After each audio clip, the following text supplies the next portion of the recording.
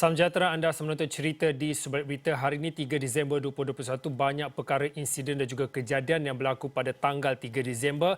Tetapi untuk waktu ini dan seperti yang anda saksikan sedikit, kami kongsikan kepada anda infografik yang terkait dengan perkembangan semasa COVID-19 dalam negara, yang mana Malaysia merekodkan kes pertamanya bagi varian yang dibimbangi VOC yang disebut sebagai Omicron, yang mana membabitkan seorang pelajar yang mempunyai rekod perjalanan dari Afrika Selatan. Dan pertemuan itu disahkan sendiri oleh Menteri Kesihatan Yang Berhormat Khairy Jamaluddin, yang mana mengatakan pada sidang media pada sebelah tengah hari tadi, pelajar terbabit sudah pun diarah untuk menjalani kuarantin diri. Dan katanya lagi semua saringan kepada kontak rapat individu berkenaan juga sudah pun dijalankan dan keputusannya adalah negatif. Untuk laporan lanjut anda boleh ke esroawani.com. Ada kami selitkan atau kami paparkan artikel lanjut berkaitan dengan kes pertama varian Omicron yang dikesan di Malaysia, dan ada beberapa lagi lah perkara dan juga laporan artikel yang rakan-rakan kami wartawan-wartawan di Astro Awani yang sediakan, yang tuliskan untuk bahan bacaan anda khususnya di platform esroawani.com. Baik, untuk waktu ini kembali saya nak terus bersama dengan Dr. Farhan Rosli, pakar perubatan kesihatan awam. Assalamualaikum Dr. Waalaikumsalam warahmatullahi. Doktor, kalau diikutkan dengan situasi yang berlaku pada ketika ini, kes pertama direkodkan bagi varian yang dibimbangi iaitu VOC bagi varian baharu Omicron. Kalau saya sempat tadi saya baca dalam status ataupun kemaskini posting daripada Kementerian Kesihatan Malaysia Facebooknya, yang mana mengatakan adalah penting untuk kita semua pada waktu ini berwaspada tetapi tenang menghadapi varian Omicron. Sebagai seorang pakar kesihatan awam, mungkin boleh jelaskan pada ketika ini kita tahu Omicron varian yang dibimbangi ataupun varian yang membimbangkan, tetapi keadaan semasa pada ketika ini, adakah perlu kita terlalu bimbang ataupun terlalu risau dengan keadaan ataupun laporan yang telah pun dinyatakan pada tengah hari tadi? Jadi apa yang harus kita fahami tentang varian Omicron ini ialah ia ada banyak mutasi di virus tersebut. Bermakna ada lebih 50 mutasi dan lebih daripada 30 mutasi itu adalah di spike protein. Di mana spike protein itulah sebenarnya apa yang kita mahu bind apabila kita memberikan vaksinasi kepada orang, itulah yang kita nak tangkap. Jadi kerisauan daripada segi kesihatan ialah adakah kemungkinan vaksin yang kita berikan ataupun cara-cara kita ini boleh mendatangkan kemudaratan kepada rakyat. Tapi apa yang orang-orang harus fahami ialah kita kena kembali kepada asas kesihatan awam, iaitu kita tahu walaupun varian Omicron ataupun Delta sekalipun, kalau kita patuhi SOP dengan melakukan penjarakan fizikal, memakai pelitup muka dan juga menjaga kebersihan, insya-Allah kita tidak akan dapat merebakkan virus tersebut. Jadi jika tanya adakah orang patut bimbang, ada dua jawapan dia. Jika anda patuhi SOP, anda telah melengkapkan vaksinasi anda tidak perlu bimbang. Tetapi kalau anda tidak pernah mengambil vaksin anda tidak mematuhi kepada SOP, anda harus bimbang. Dr. Farhan, sebelum kita nak menjurus dalam lagi berkaitan dengan apa yang perlu kita lakukan, boleh pada waktu ini saya nak minta rakan-rakan saya dalam di PCR itu untuk saya tayangkan. Ini adalah di portal COVID Now, iaitu status saya nak tunjukkan bagi kadar penggunaan, khususnya melihat kepada alat bantuan pernafasan 38.7% pada waktu ini, katil ICU 63.6%, katil di hospital 69.5% kadar penggunaannya, dan peratusan di PKRC 30.2%. Angka-angka ataupun peratusan yang saya sebutkan ini adalah dipetik daripada portal COVID Now, iaitu data setakat 2 Disember 2021 11.59 malam tadi. Doktor, melihat kepada keadaan semasa dengan hadirnya kes pertama Omicron ini, kita harap janganlah ada berlaku dalam komuniti, tetapi mungkin sebagai melihat kepada persediaan awal kepada ancaman baharu varian baharu ini, adakah sistem kesihatan awam pada ketika ini dengan mengambil kira iktibar dan juga pengalaman lepas setelah lebih pada 2 tahun yang lepas, kita nak memasuki tahun ketiga bagi COVID-19 ini, sistem kesihatan awam negara adakah sudah bersedia menerima sebarang ancaman varian baharu? Jadi apa yang perbezaan besar di antara kesiapsiagaan kita bagi tahun ini ataupun bagi varian Omicron ini berbanding dengan varian Delta ialah kadar vaksinasi yang amat tinggi. 97% daripada dewasa telah menerima vaksinasi mereka.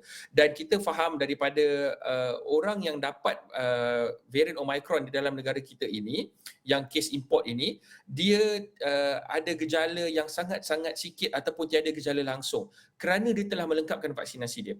Jadi apa yang kita harus memahami ialah vaksinasi akan menentukan bahawa kesiapsiagaan kesihatan awam kita ini boleh menampung atau tidak. Jadi kesiapsiagaan ini adalah untuk mereka yang masih lagi tidak mengambil vaksin dan mereka yang masih lagi belum mengambil dos penggal ataupun booster third dose mereka. Jadi kalau kita tengok nombor-nombor tersebut dan kita kena baca bersama, ya, kita tak boleh baca satu sahaja. Kalau kita tengok di situ, insya-Allah sistem kita masih lagi boleh menampung jika kita ada peningkatan varian Omicron ataupun perebakan yang menular dengan meluas di negara kita, kerana kita tahu keberangkalian ia menjadikan kita punya kategori 4 dan 5 itu adalah amat rendah kerana kadar vaksinasi kita adalah amat tinggi. Jadi sistem kesihatan kita masih lagi mampu untuk menahannya. Dr. Farhan, berbalik kepada apa yang perlu kita lakukan dalam mana kita bercakap tentang ancaman varian baharu Omicron ini, seperti yang disebutkan ataupun yang diutarakan oleh Dr. Farhan pada awal tadi, iaitu akhirnya berbalik kepada disiplin kendiri, iaitu sejauh mana pematuhan SOP oleh individu terbabit. Kita telah melalui fasa demi fasa, peralihan demi peralihan, turun naik kes jangkitan COVID-19 daripada Mac 2020 sehinggalah pada waktu ini. Apa sebenarnya iktibar yang perlu kita lihat khususnya dalam pematuhan dan juga pelaksanaan SOP dalam skop kendiri dan juga komuniti, Dr. Farhan? Jadi benda yang paling pertama dan paling utamalah yang untuk semua rakyat dan untuk semua orang memahami ialah tidak kisahlah dia varian apa, alpha, beta, delta, omicron ke apa ke. Apa yang penting ialah ia boleh dihindarkan ataupun kita boleh menghentikan ia merebak dengan mematuhi SOP. Itu adalah perkara asas yang kita harus memahami. Jadi perubahan kita adalah kita kena faham bahawa situasi pandemik COVID-19 ini adalah sesuatu yang amat dinamik. Ada kemungkinan mungkin tahun depan mungkin ada 6 varian yang baru. Kita pun tidak tahu kerana ia adalah sesuatu yang berubah dari satu masa ke satu masa. Tetapi apa yang kita faham dan apa yang kita tahu dengan sepenuh-penuhnya ialah ini boleh dicegah dengan mematuhi kepada SOP. Jadi walaupun Omicron ada di sini, walaupun kita tahu ia boleh menaikkan jumlah kes-kes kita, kalau kita melengkapkan vaksinasi kita, kita mematuhi kepada SOP-SOP yang telah ditetapkan dan kita pasti bahawa kita menjaga diri kita sebagai individu. Bermakna apabila kita balik ke kampung pada hujung tahun, kita pasti kita melaksanakan RTK, kita pasti kita mematuhi SOP. Bila kita nak raya tahun depan, macam mana kita nak kendalikan jika kita nak buat rumah terbuka. Kalau kita boleh jaga benda itu, varian apa yang datang sekalipun, kita pasti boleh hidup bersama varian-varian baru yang tersebut. Kerana kepada kita, apa yang kita faham, COVID ini kemungkinan besar dia tidak akan hilang daripada dunia kita. Kita mungkin kena hidup dengan dia dan kita kena hidup secara selamat dan kita kena teruskan kehidupan kita dengan cara selamat dan dengan mematuhi SOP-SOP yang telah ditetapkan. Dr. Farhan tadi ada menyebut kita melihat kepada keadaan semasa ataupun perubahan ataupun apa yang berlaku pada ketika ini membabitkan varian baharu, ancaman baharu daripada COVID-19 begitu dinamik dan kita kena perlu bersedia mental set kita, cara kita berfikir juga perlu terarah kepada kita perlu hidup bersama dengan COVID-19 ini dalam jangka masa yang panjang. Tetapi untuk waktu ini, kalau boleh dalam 2 minit yang terakhir ini, mungkin Dr. Farhan boleh sedikit pandangan apa yang perlu dilakukan oleh individu dan juga masyarakat selain daripada apa yang dinasihatkan tadi oleh Dr. Farhan. Kita melihat kita tidak lagi perlu menunggu arahan ataupun penguatkuasaan undang-undang ataupun pelaksanaan amaran ataupun apa sahajalah daripada kerajaan. Kita tak perlu lagi bergantung kepada pihak berkuasa untuk menegur ataupun memberi hukuman ke atas kesalahan yang dilakukan. Ini masanya untuk kita sedar dan juga kita fikir dan juga kita bertindak untuk pastikan selepas ini tak kiralah seperti yang Dr. Farhan kata mungkin tahun depan ada beberapa lagi varian baru yang akan muncul. Kita tak tahu. Tetapi akhirnya perisai yang akhir sekali adalah pada diri sendiri, Dr. Farhan. Betul. Jadi apa yang penting ialah kalau kita tahu kan varian ni datang daripada luar. Jadi apabila kelonggaran diberikan oleh kerajaan untuk kita keluar daripada negara kita untuk pergi melawat negara-negara lain, kita buatlah itu dengan cara yang lebih bijak. Adakah kita hanya nak keluar sebab kita hanya ingin bercuti? Kalau kita tidak ada apa-apa yang penting untuk kita keluar, kita tidak perlulah keluar daripada negara kita. Kita boleh bercuti di dalam negara kita yang sendiri.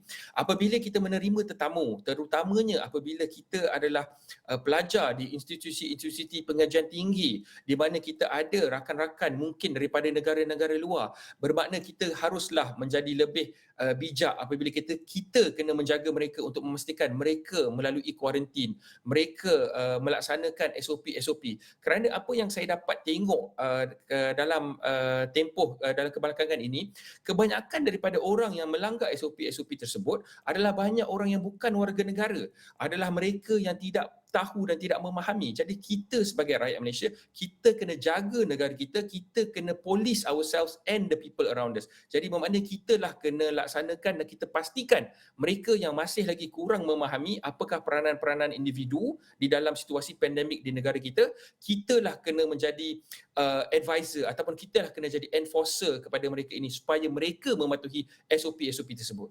Okay, baik, terima kasih Dr. Farhan Rusli. Dr. Farhan Rusli adalah pakar perubatan kesihatan awam yang memberi sedikit pandangan yang melihat kepada hari ini diumumkan Malaysia merekodkan kes pertama varian yang dibimbangi VOC ataupun disebut sebagai varian baharunya ialah Omicron yang membabitkan seorang pelajar yang mempunyai rekod perjalanan dari Afrika Selatan.